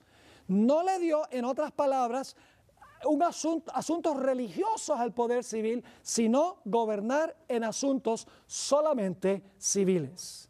Así que nos dice que cuando concluyeron los 1260 años de dominio del papado, la Biblia nos dice que la espada le dio una herida mortal al papado. Es decir, el poder civil usó su espada para castigar al papado. Y eso fue exactamente lo que sucedió en 1798. El gobierno francés dijo, ya no vamos a dejar que tú nos uses más, ya no vamos a permitir que la iglesia use el poder civil para cumplir sus propósitos. Y el poder civil le quitó al papado la espada de la mano y le dio su herida mortal. Ahora surge la pregunta, ok, el papado recibió una herida mortal en el año 1798. ¿Significa esto que es el fin de la historia del poder papal? No, porque Apocalipsis 13 nos dice que este poder va a tener otra etapa de dominio. Es la cuarta etapa de la cuarta bestia. Quiero que tengan en claro esto. El imperio romano gobernando solo primero. Luego el imperio romano se dividió en 10 reinos. Luego entonces en medio de los 10 reinos se levanta el cuerno pequeño, Roma papal. Gobierna por 1260 años. Cuando llega al final los 1260 años, en el año 1798 se le quita la espada y la espada del poder civil le da la herida mortal al poder papal. Y por un tiempo el papado está sufriendo, está inactivo porque tiene una herida mortal. Pero la Biblia nos dice que habrá una cuarta etapa porque este cuerno pequeño o esta bestia va a resucitar de su herida mortal. Noten lo que dice Apocalipsis 13 y el versículo 3. Dice en cuanto a la bestia, vi una de sus cabezas como herida de muerte. Y ya vimos que la herida fue dada con la espada. El poder civil se levantó en contra de la iglesia que había usado la espada del poder civil para matar a otros. Dice, vi una de sus cabezas como herida de muerte, pero, aquí viene la cuarta etapa, su herida mortal fue sanada. Es decir, la herida mortal no es el fin del poder papal. Dice, su herida mortal fue sanada y se maravilló toda la tierra en pos de la bestia. Todo el mundo se va a maravillar en pos de este sistema, porque su herida mortal se le va a sanar. Es decir, la espada que se le quitó se le va a devolver. Y claro, uno pregunta, bueno, ¿y qué país del mundo le va a devolver el poder a este sistema que fue tan despótico en el pasado? Bueno, la respuesta es bien sorpresiva. En Apocalipsis 13:11, el siguiente versículo después de la herida mortal, dice después, es decir, después de la herida mortal, vi otra bestia que subía de la tierra y tenía 2 cuernos semejantes a los de un cordero, pero hablaba como un dragón. Es decir, cae la primera bestia, recibe la herida mortal con la espada, se le quita la capacidad de usar los poderes civiles, porque ahora el Papa es llevado cautivo y se establecen gobiernos democráticos donde la Iglesia no puede usar el poder civil. Y este sistema está inerte por un tiempo con una herida mortal, pero dice que la herida mortal se le va a sanar. Y lo interesante es que el poder que va a sanar la herida es esta bestia que se levanta de la tierra. Ahora vamos a identificar a esta bestia que se levanta de la tierra. ¿Qué potencia podría representar esta bestia? Tiene que ser una nación porque bestias representan naciones o representan imperios. Vamos a anotar las características. En primer lugar, esta bestia se levanta de la tierra cuando cae la primera bestia con su herida mortal. La herida mortal fue en 1798, eso significa que este poder tiene que levantarse alrededor del año 1798, cuando la primera bestia recibió su herida mortal. En segundo lugar, esta bestia se levanta en otro lugar diferente. Las bestias de Daniel 7 se levantaron del mar. El mar representa donde hay muchedumbres de personas. Se levantaron, el león y el oso se levantaron en Asia. El leopardo y el dragón fueron poderes europeos. Es decir, la profecía se está moviendo del oriente hacia el occidente. Ahora yo pregunto, ¿qué queda al occidente de Europa? No me digan el océano Atlántico, porque yo sé eso, pero no hay ninguna nación en el océano Atlántico. En realidad, si ustedes cruzan el océano Atlántico más al occidente, se encuentra el país de los Estados Unidos. Ahora fíjense, esta bestia que se levanta de la tierra que tiene que ser una superpotencia política, porque va a mandar a todas las naciones del mundo a adorar a la primera bestia. En segundo lugar, tiene que ser una superpotencia económica, porque va a poder prohibir comprar y vender a nivel global a los que no adoran a la bestia ni reciben su marca. Además de eso, tiene que ser una superpotencia militar, porque va a condenar a muerte todo el que no adore a la imagen de la bestia ni reciba su marca. Además de eso, esta bestia que se levanta de la tierra es contemporánea con la primera, pero es más joven que la primera. La primera gobernó 1260 años, la otra se levantó cuando la primera recibió su herida mortal. Son contemporáneas, pero la segunda bestia es más joven que la primera bestia. Y ahora hay un detalle muy interesante. Y es que cuando uno mira las bestias de Daniel 7, cada bestia destruyó o conquistó a la bestia anterior. Por ejemplo, el león, el oso acabó con el león. El leopardo acabó con el oso. El dragón acabó con el leopardo. Es decir, para levantarse al poder, aniquilaron al poder que existía inmediatamente antes. Pero esta bestia que se levanta de la tierra es distinta, porque en vez de esta nación pelear con el poder anterior, pelear con la bestia, lo que hace es devolverle el poder a la primera bestia. Noten lo que dice la profecía de Apocalipsis 13 sobre esto. En Apocalipsis 13:12 dice, hablando de esta segunda bestia, y ejerce toda la autoridad de la primera bestia. Es decir, la autoridad de esta segunda bestia es la de la primera bestia. Dice, ejerce toda la autoridad de la primera bestia en presencia de ella. Me gusta como dicen algunas versiones, en favor de ella. Es decir, esta bestia de la tierra ejerce toda la autoridad de la primera bestia en favor de la primera bestia. Y luego dice, y hace que la tierra y los moradores de ella adoren a la primera bestia cuya herida mortal fue sanada. Ahora fíjense, esta bestia que se levanta de la tierra, en primer lugar, ejerce toda la autoridad de la primera bestia para ayudar a la primera bestia, hace que todos adoren a la primera bestia. Y ahora quiero que noten que hace una imagen también de la primera bestia.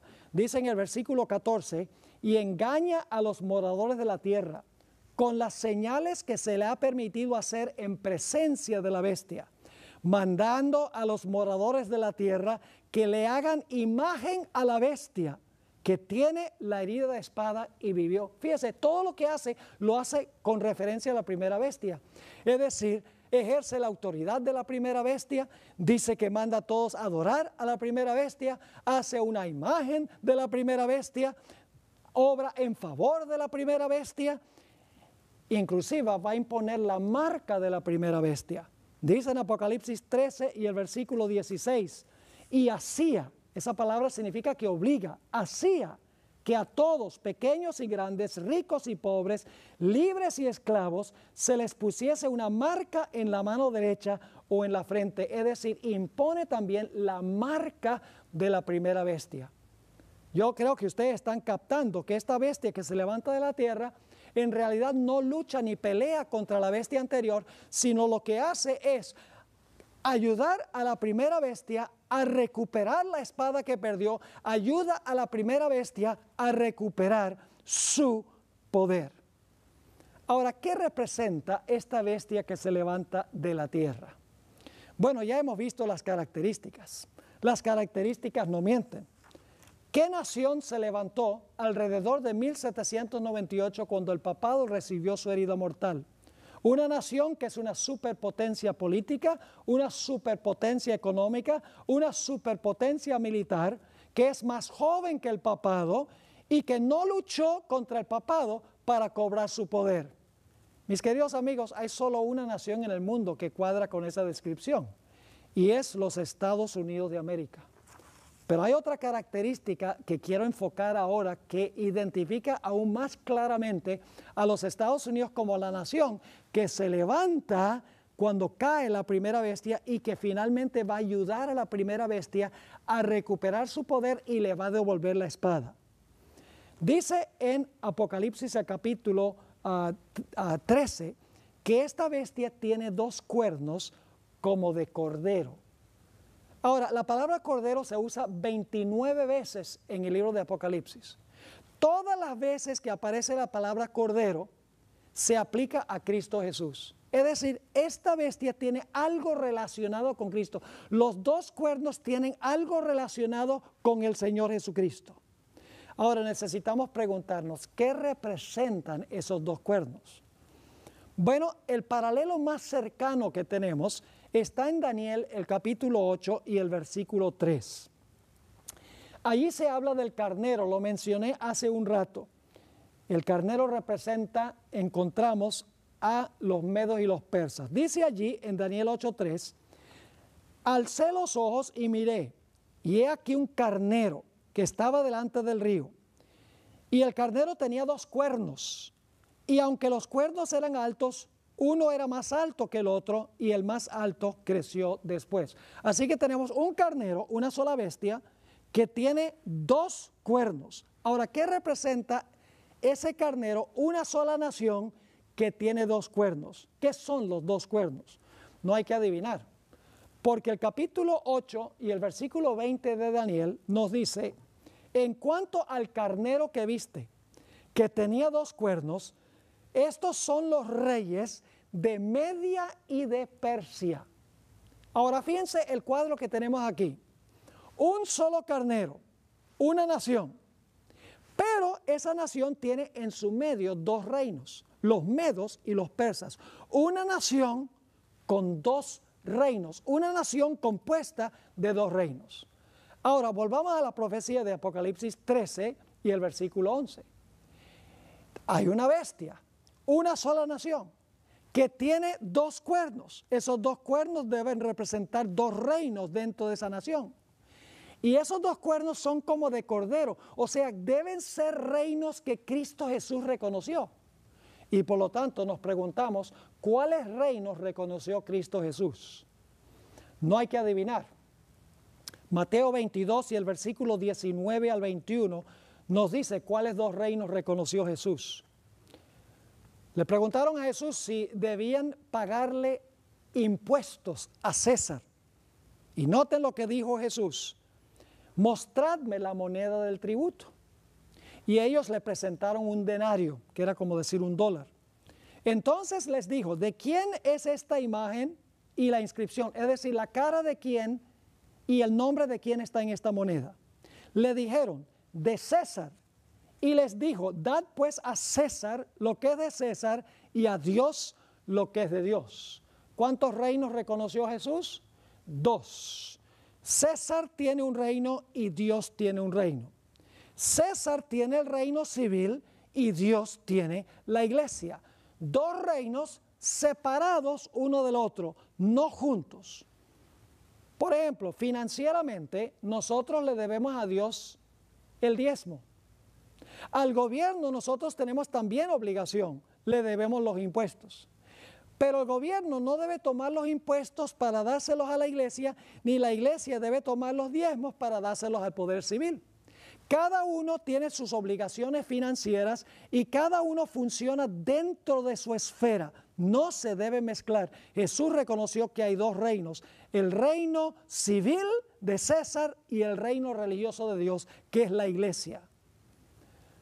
Varias veces Satanás procuró ofrecerle a Jesús los reinos de este mundo. Por ejemplo, en el monte de la tentación, según Mateo 4 y el versículo 8 al 10, dice, otra vez le llevó el diablo a un alto monte y le mostró todos los reinos del mundo. Y entonces el diablo le dice a Jesús, mira, todos estos reinos yo te los regalo. Toma los reinos del mundo, las riendas de los reinos del mundo. Te lo doy todo, si tan solo te arrodillas y me adoras. La Biblia dice que Jesús rechazó esos reinos. Cuando Jesús estaba en la corte de Pilato, Pilato lo llevó para hacerle una entrevista personal.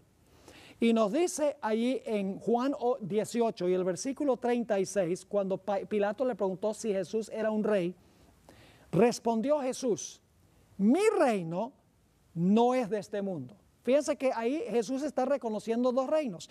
Él tiene un reino que es la iglesia y dice, pero mi reino no es de este mundo. Este mundo tiene un reino civil, que era Roma, pero mi reino no es el poder civil. Dice, mi reino no es de este mundo. Si mi reino fuera de este mundo, mis servidores pelearían para que yo no fuera entregado a los judíos, pero mi reino no es de aquí. Encontramos que cuando Jesús se refirió a su reino, siempre lo llamó el reino de los cielos o el reino de Dios, nunca el poder civil. Además de eso, cuando Santiago y Juan querían destruir a unas aldeas samaritanas porque no permitieron que Jesús pasara por ellas, el Señor Jesucristo le dijo, ustedes no saben de qué espíritu son. ¿Cómo quieren ustedes incinerar esas dos ciudades? Jesús no estuvo a favor de usar la fuerza para imponer los principios de su reino.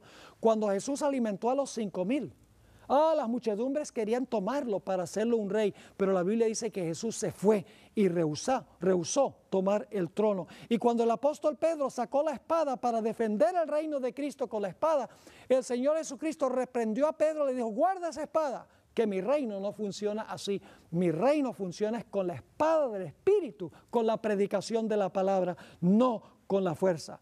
Jesús vino a este mundo para establecer su reino en el corazón del ser humano por la predicación de la palabra de Dios. En Lucas 17, 20 y 21 vinieron los líderes religiosos y le preguntaron a Jesús, ¿cuándo va a venir el reino de Dios? Claro, ellos estaban pensando de un reino político. Y fíjense lo que dijo Jesús. Preguntado por los fariseos cuándo había de venir el reino de Dios, les respondió y dijo, el reino de Dios no vendrá con advertencia, es decir, el reino mío no va a venir con una exhibición externa de poder, ni dirán helo aquí o helo allí, porque he aquí el reino de Dios está en vosotros.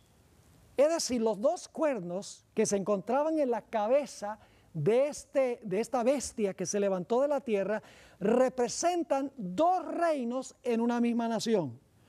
Esos dos reinos son la iglesia y el Estado en una misma nación, no juntos, sino separados. Ahora vamos a examinar la historia de los Estados Unidos en sus etapas iniciales para ver si esta nación fue edificada sobre estos principios. Aun cuando los fundadores de los Estados Unidos no asistían regularmente a la iglesia, ellos admiraban la religión de Cristo Jesús. Conocían muy bien el juicio y la condena y la crucifixión de Jesús. Sabían muy bien que la iglesia apóstata de aquella época había apelado al poder civil de Roma para que Cristo fuera crucificado. En sus escritos ellos demuestran que ellos entendían que los judíos usaron al gobierno romano para perseguir a los apóstoles cuando predicaban el evangelio. Sabemos que también los fundadores de los Estados Unidos conocían lo que había pasado en la época colonial de la historia de los Estados Unidos. En la época de la colonia, cualquier persona que no pertenecía a la iglesia establecida, se le quitaban sus derechos civiles. El Estado era el que pagaba los ministros. Si la persona no iba a la iglesia los domingos, los castigaban con azotes o con encarcelamiento, y en 3 de esas colonias había un decreto de muerte en los libros contra cualquier persona que fuera rebelde y no quisiera ir a la iglesia los domingos. Además de eso, solo personas que pertenecían a la iglesia podían ocupar puestos en el gobierno civil. Había persecución porque había una mezcla entre la iglesia y el Estado. Los padres constitucionales de los Estados Unidos conocían la historia de la época de la colonia. También conocían la historia de la iglesia durante el periodo de dominio papal. Muchas veces los padres que fundaron esta nación hablan y escriben sobre la Inquisición y las persecuciones que se lanzaron contra los hijos de Dios durante los 1260 años. Quisieron fundar en este país un tipo de gobierno distinto al gobierno que existía en Europa, donde la iglesia romana usaba a los poderes civiles para imponer su religión por la fuerza. Los documentos que fundaron esta nación fueron en 1776 la Declaración de Independencia, que dice que todos los seres humanos son creados iguales y tienen ciertos derechos inalienables, es decir, que nadie les puede quitar. Y esos derechos constan de vida, libertad y la búsqueda de la felicidad. En 1787 se ratificó la Constitución de los Estados Unidos, que declara que el gobierno debe ser un gobierno del pueblo, para el pueblo y por el pueblo. Y en el año 1791 se ratificaron las primeras 10 enmiendas a la Constitución de los Estados Unidos. Y estas 10 enmiendas garantizan plena libertad civil y libertad religiosa. ¿Y sabe lo interesante? 1776, 1787, 1791 los documentos que fundaron la nación, y luego en 1798 la herida mortal al papado. Cuando estaba por caer la bestia anterior, se estaba levantando ya el poder de la tierra que menciona Apocalipsis 13 y el versículo 11. Ahora, un examen cuidadoso de los escritos de los fundadores de los Estados Unidos demuestra claramente que los fundadores creían en una separación radical entre la iglesia y el Estado. Ellos sabían qué sucedía cuando la iglesia usaba el poder civil. Así que ellos dijeron, en esta nación vamos a tener 2 reinos, vamos a reconocer 2 reinos que funcionan separadamente. La iglesia no va a interferir con el poder civil y el poder civil no va a interferir con la iglesia. Se conoce como republicanismo, es decir, una república, y protestantismo, que significa un gobierno del pueblo, para el pueblo y por el pueblo. Protestantismo significa una iglesia donde hay democracia, donde todo el poder no fluye de arriba hacia abajo. Porque durante la Edad Media, el rey gobernaba en todos los asuntos. Lo que decía el rey era ley. Todo el poder fluía de arriba hacia abajo. Y en la iglesia también, todo el poder fluía del Papa hacia abajo. Lo que decía el Papa iba en asuntos religiosos. Y lo que decía el rey iba en asuntos civiles o políticos. Pero los fundadores de los Estados Unidos establecieron un sistema radical, donde el gobierno sería del pueblo, para el pueblo y por el pueblo. Un gobierno a donde el poder no fluye de arriba hacia abajo, sino que fluye de abajo hacia arriba. Y a donde hay plena libertad civil y también religiosa. Quiero leerles una cita que se encuentra en uno de mis libros favoritos. Se llama El conflicto de los siglos. Toda persona debería leer este libro porque describe lo que está sucediendo y lo que pronto va a suceder en este mundo. En la página 495 dice, hablando de los fundadores de la nación, los fundadores de la nación procuraron con acierto que la iglesia no pudiera hacer uso del poder civil, con los consabidos e inevitables resultados, la intolerancia y la persecución. Los fundadores dijeron, ya aquí la iglesia no va a poder usar el poder civil, ni el poder civil va a poder inmiscuirse en las cosas de la iglesia. Ahora voy a tomar tiempo para leer algunos escritos de los fundadores de los Estados Unidos para que ustedes puedan ver estos dos cuernos, una sola nación que reconoce los mismos dos reinos que reconoció Cristo, el Cordero de Dios. Esos dos cuernos representan libertad civil y religiosa, un gobierno civil y religioso donde cada uno funciona en su propia esfera. Permítame primero leer una cita que viene de George Washington, el primer presidente de los Estados Unidos. Escribió lo siguiente, él presidió la reunión donde se ratificó la Constitución de los Estados Unidos. Dijo lo siguiente, nunca hubiera colocado mi firma sobre la Constitución que fue redactada por la convención sobre la cual tuve el honor de presidir, si hubiera albergado la menor duda de que ésta iba a poner en peligro los derechos religiosos de cualquier sociedad eclesiástica.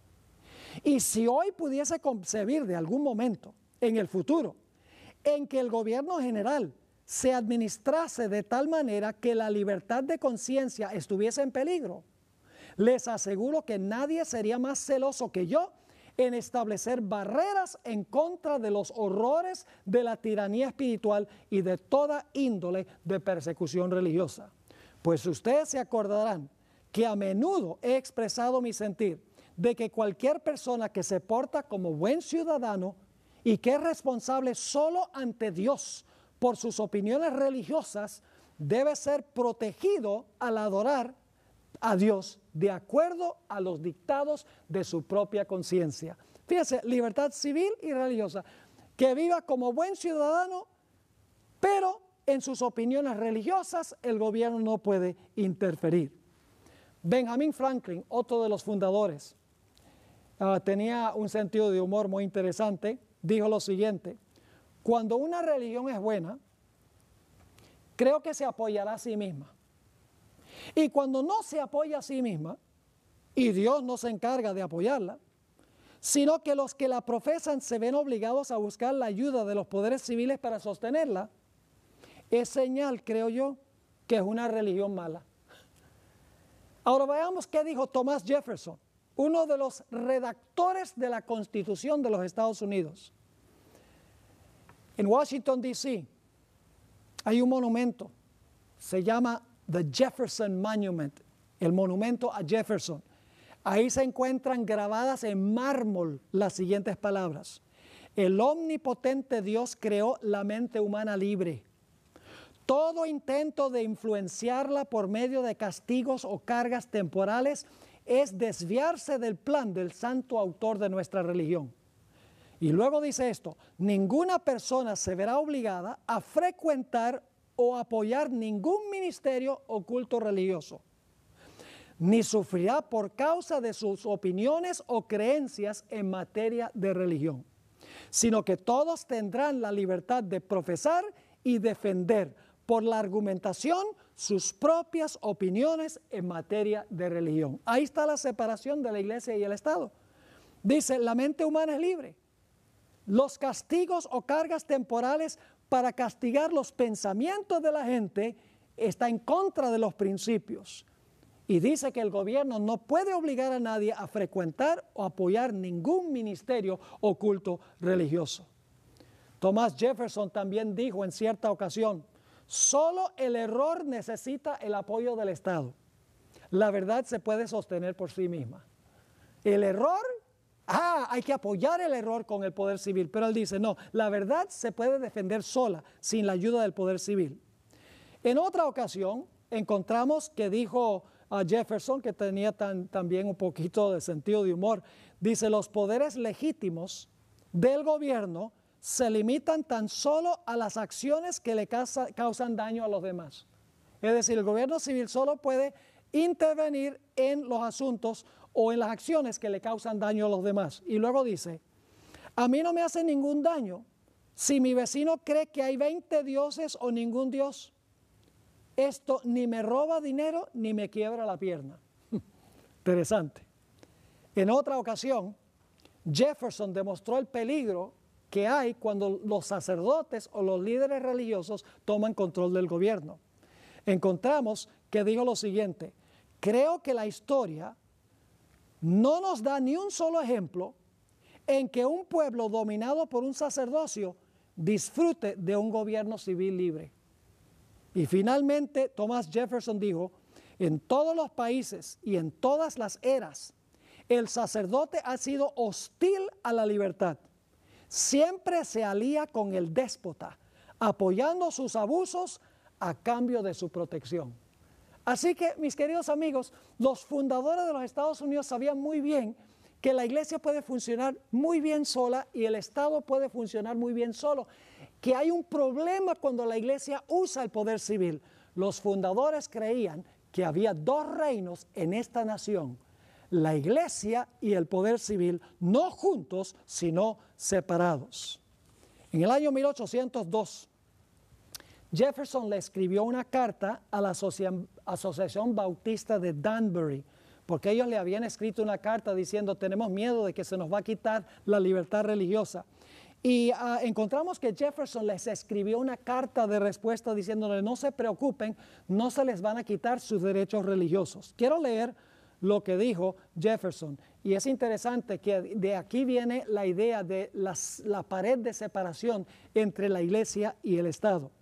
Esto es lo que dijo Jefferson. Creyendo como ustedes que la religión es algo que debe permanecer solo entre el hombre y su Dios, y que el hombre le debe rendir cuentas tan solo por su fe y culto a Dios, y que los poderes legítimos del gobierno alcanzan tan solo a nuestras acciones y no nuestras opiniones. Yo contemplo con soberana reverencia el acta de todo el pueblo americano, que declara que la legislatura no debe redactar ninguna ley que tenga que ver con el establecimiento de religión, ni que prohíba el libre ejercicio de ella, edificando así un muro de separación entre la iglesia y el Estado. Palabras de Thomas Jefferson. Él dice, debe haber un muro de separación entre la iglesia y el Estado. Ahora, ¿qué diríamos de James Madison o Jaime Madison? Se conoce como el padre de la Constitución de los Estados Unidos. Fíjense lo que él tuvo que decir. No veo ni una sombra de bien en que el gobierno general, que es el gobierno federal, se entrometa con la religión. Aún la más mínima interferencia del gobierno general en la religión sería una usurpación descarada. Puedo apelar a mi conducta uniforme en este asunto, que siempre he apoyado cálidamente la libertad religiosa. También dijo lo siguiente, hablando de los Estados Unidos, le estamos enseñando al mundo la gran verdad que los gobiernos pueden existir mejor sin reyes y nobles que con ellos. El mérito se duplica por la otra lección que nos enseña, y es que la religión florece con mayor pureza sin la ayuda del gobierno, más bien que con su ayuda. Separación de iglesia y Estado. Y a veces yo le pregunto a la gente, ¿a cuántos reinos pertenece usted aquí en los Estados Unidos? Le pregunto a los ciudadanos. Ellos me dicen, bueno, yo pertenezco a un reino, pertenezco a los Estados Unidos porque soy ciudadano aquí. Pero entonces yo les digo, no, ¿usted es cristiano? Dice, sí, yo soy cristiano. Entonces usted pertenece a dos reinos en esta misma nación. Y dicen, ¿cómo es eso? Le digo, sí, porque usted pertenece como ciudadano de esta nación por nacimiento, pero pertenece a la iglesia por el nuevo nacimiento. Es decir, usted es ciudadano tanto de una nación civil y también de la iglesia, que es la iglesia del Señor Jesucristo. Ahora, en el año 1797 se ratificó una ley que se conoce como el Tratado de Trípoli. Esta ley fue propuesta por el presidente Juan Adams en mayo de 1797 y se ratificó por el Congreso de los Estados Unidos, por el Senado en el año 1797 en el mes de junio. Y quiero que noten lo que dice esta ley que se aprobó en el Senado de los Estados Unidos. Dice, el gobierno de los Estados Unidos en ningún sentido está fundado sobre la religión cristiana. El gobierno de los Estados Unidos en ningún sentido está fundado sobre la religión cristiana, porque si estuviera esta nación fundada sobre la religión cristiana, eso no sería constitucional, porque sería establecer una religión por encima de todas las demás religiones. Y es interesante que cuando el Senado aprobó esta ley y la ratificó, se le dio una copia escrita a cada senador. Además de eso, se leyó en voz alta y el voto a favor de esta declaración fue unánime de parte de todos los senadores. Lo interesante también es que se publicó toda la ley en los periódicos de Filadelfia y Nueva York y nadie protestó diciendo, sí, esta es una nación cristiana. No, esta no es una nación cristiana, es una nación compuesta mayormente de cristianos. Ahora, permítame hablarles un poco sobre la primera enmienda a la Constitución de los Estados Unidos. Aquí es que se encuentran los dos cuernos clarito en la primera enmienda.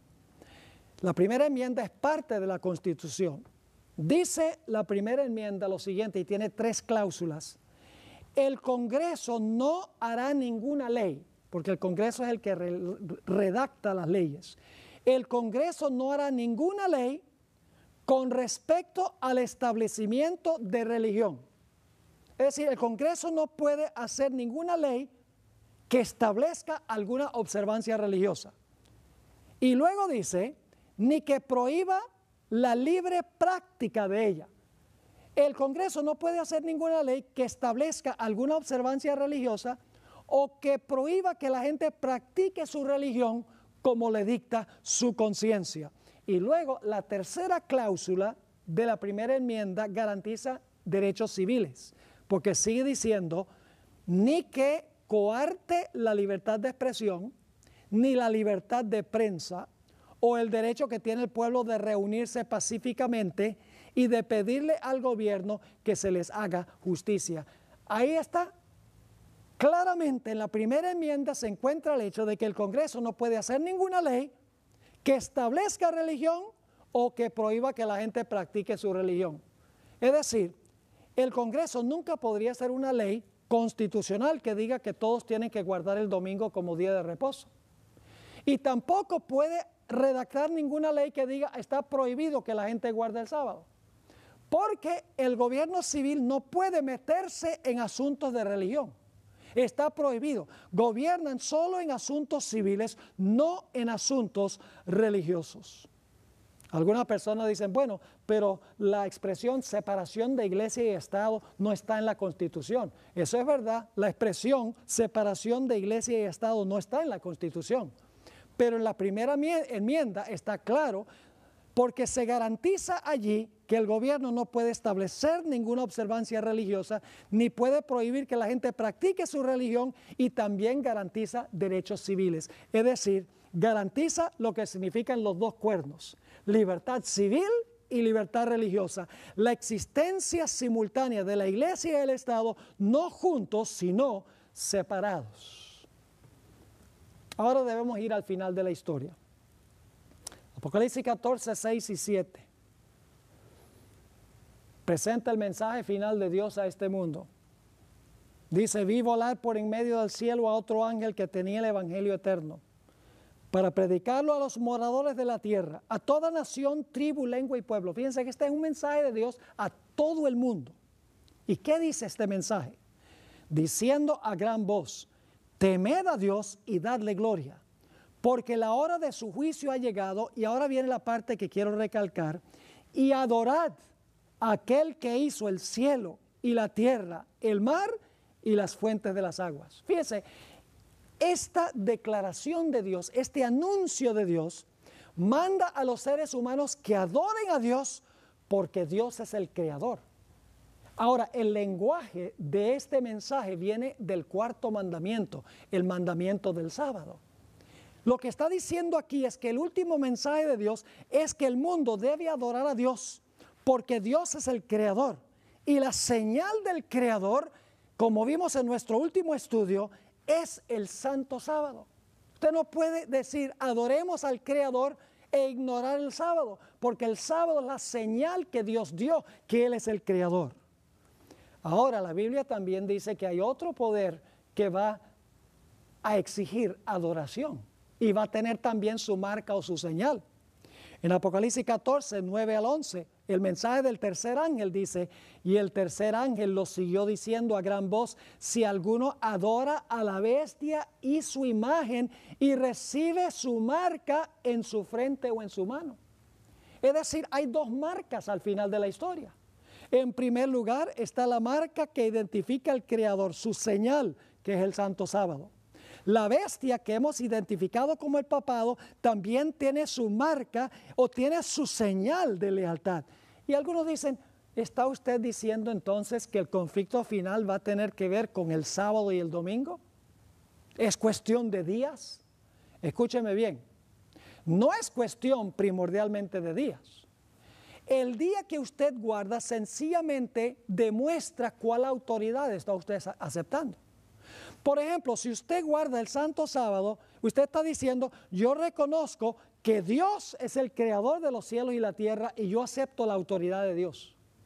Pero si usted guarda el domingo como día de reposo, usted está tomando la señal del que profesa haber cambiado la ley de Dios y está aceptando la autoridad de la bestia. Es decir, no es cuestión de días. La cuestión de los días es para probar cuál autoridad obedecemos nosotros. Es como en el huerto del Edén. Dios colocó un árbol en el huerto y le dijo a Adán y Eva: no coman de este árbol. El asunto no era asunto de árboles. Dios le dijo: pueden comer de todos, pero no de este. El asunto no era el árbol. Al respetar el árbol de Dios, iban a respetar su autoridad. Si comían del árbol, indicaba que estaban irrespetando la autoridad de Dios. Es decir, el conflicto final va a tener que ver con el día de reposo que usted guarda, ya sea el día de reposo del Creador, el santo sábado, el mensaje del primer ángel que leímos, o si usted va a aceptar la marca o la señal de la bestia, que es el día rival que estableció cuando cambió la santa ley de Dios. Ahora vamos a repasar la secuencia que hemos estudiado, la secuencia profética, porque ustedes notarán que es muy fácil saber a dónde estamos nosotros en la historia cuando seguimos la cadena profética. Vamos a repasar. La profecía comienza con Babilonia en los días de Daniel. Perfecto. Luego continúa con Medo-Persia. Luego continúa con Grecia. Luego continúa con el Imperio Romano. Luego el Imperio Romano se divide en 10 reinos, año 476. Luego surge el papado, año 538, domina por 1260 años hasta el año 1798. En 1798 recibe una herida mortal. Por un tiempo el papado está inactivo y en ese tiempo estamos ahora. Pero luego dice que después de un tiempo de inactividad, la bestia o el cuerno pequeño que ya hemos identificado como el papado, dice que se le va a sanar la herida mortal y todo el mundo se va a maravillar tras ese sistema. Y va a recibir la marca de ese sistema. Y va a adorar la imagen de ese sistema, que es una imagen que levanta a los Estados Unidos. Es decir, en los Estados Unidos se va a unir la iglesia con el Estado como lo hizo el papado. Esa es la imagen de la bestia, es un reflejo del sistema que tenía la bestia en el pasado. Entonces yo pregunto, ¿a dónde estamos nosotros hoy? Nosotros estamos al final de la cadena. Estamos en el tiempo cuando está terminando la herida mortal de este poder papal. Y pronto se le sanará la herida y se comportará como se comportó en el pasado. Quiero leerles una cita de un erudito muy interesante, Malaquías Martín, jesuita, en 1986. Él admitió que la Iglesia Católica por 200 años ha estado inactiva, que los poderes civiles del mundo durante 200 años no han permitido que el papado los use para cumplir sus propósitos. Dice allí, por 1500 años y más, Roma, está hablando del papado, había mantenido un dominio con mano fuerte sobre cada comunidad local del mundo. En gran medida, y admitiendo algunas excepciones, ese era el punto de vista romano, es decir, mantener con mano dura o fuerte el dominio sobre cada comunidad local del mundo. Dice, ese era el punto de vista romano. Hasta que 200 años de inactividad, ahí está la herida mortal, de inactividad le fueran impuestos al papado por los grandes poderes seculares del mundo. Fíjense que está diciendo Malaquías Martín que los grandes poderes seculares del mundo han mantenido inactivo al papado por 200 años. Si ustedes van hacia atrás 200 años, llegan al año 1798. El papado ha estado inactivo desde ese tiempo. No ha podido usar a los poderes civiles para cumplir sus propósitos. Así que ahora estamos en Filadelfia para la visita del Papa. Millones de personas de todas las religiones y de todos los países han hecho grandes sacrificios para rendirle homenaje a Francisco I. La relación entre el papado y los Estados Unidos se vuelve cada día más íntima.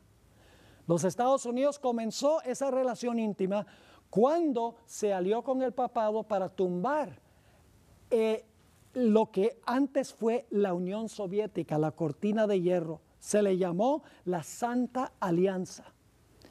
El papado ayudó al presidente Obama para establecer relaciones o restablecer relaciones diplomáticas con Cuba. El papado está ayudando a los Estados Unidos para cerrar para soltar a los prisioneros o llevarlos a otro sitio de Guantánamo en Cuba también. El Papa ha dado un discurso ante el Congreso Conjunto de los Estados Unidos y se ha encontrado con el presidente Barack Obama en la Casa Blanca para hablar de asuntos políticos del gobierno. Ahora mi pregunta es, ¿a dónde están mirando hoy los cristianos para el cumplimiento de las profecías? La mayoría de los cristianos están mirando allá al Medio Oriente, están viendo a Israel, están viendo a Siria, ISIS, todos los eventos allá. Y mientras tanto las profecías que hemos estudiado demuestran que las profecías se están cumpliendo en Roma y en los Estados Unidos y la gente no lo ve porque está mirando a donde el conflicto no es.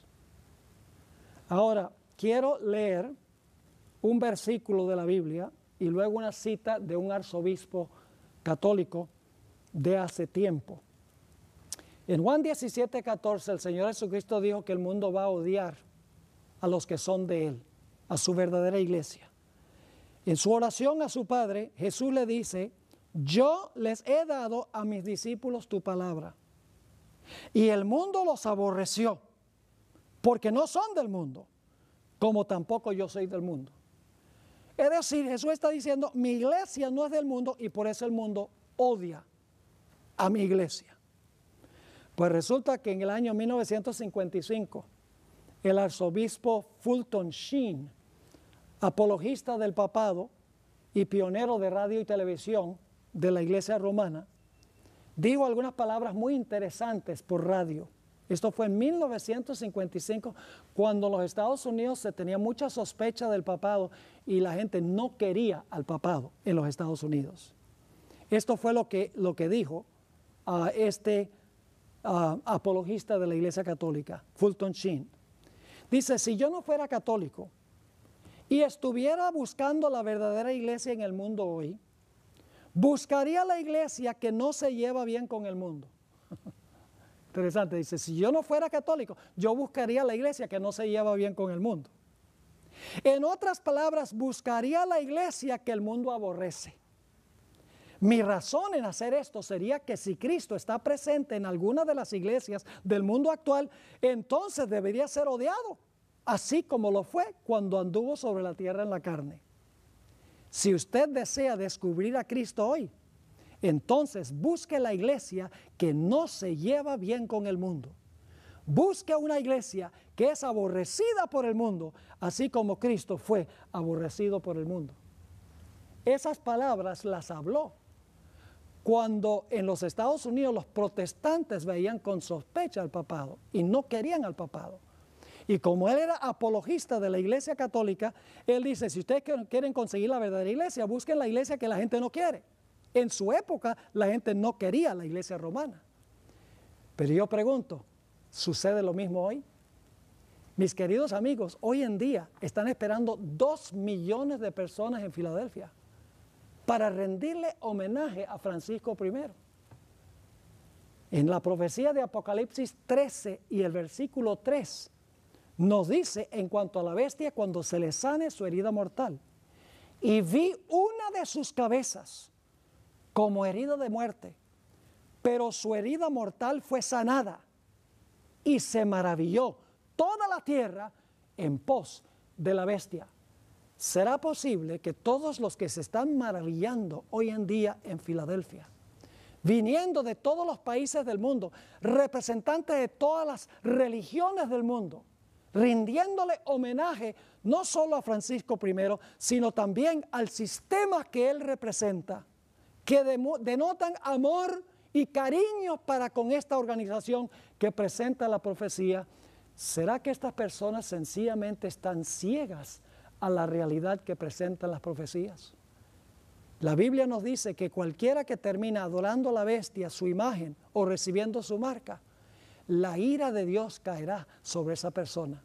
Por esa razón he tomado el tiempo para hacer esta presentación, no para enojar a nadie, no para que la gente diga, ay, mire, cómo habló mal de mi iglesia. No, es para que la gente pueda saber las profecías que se están cumpliendo y puedan tomar decisiones para estar del lado de Dios. Guardar el santo día que Dios estableció como señal de que Él es el Creador y salvarse al fin en su reino. Que Dios le bendiga.